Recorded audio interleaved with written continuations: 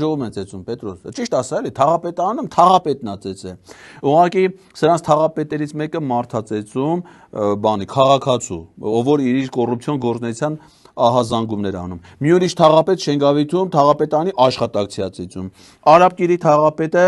կոռուպցիայով զբաղվում տեղակալի 12 աշխատողների հետ։ Կենտրոնի թաղապետը մի հատ ուրիշ կոռուպցիայով զբաղվում։ Երևանի քաղաքապետանի վարչության պետերը ուրիշ կոռուպցիայով են զբաղվում։ Երևանի քաղաքապետի տեղակալը մի ուրիշ կոռուպցիայով, չգիտեմ, քովիդի ժամանակվա եսիմիշ ֆինանսական մախինացիաների մեջ արում։ Էդի քաղաքապետան, թաղապետան, այդ իրանք չեն։ Իրանցը ազգային ժողովի ծեզնա։ Իրանք ընդդիմադիր падգամավորներ են ծեծում, որին էլ իրանք չեն ծեծում։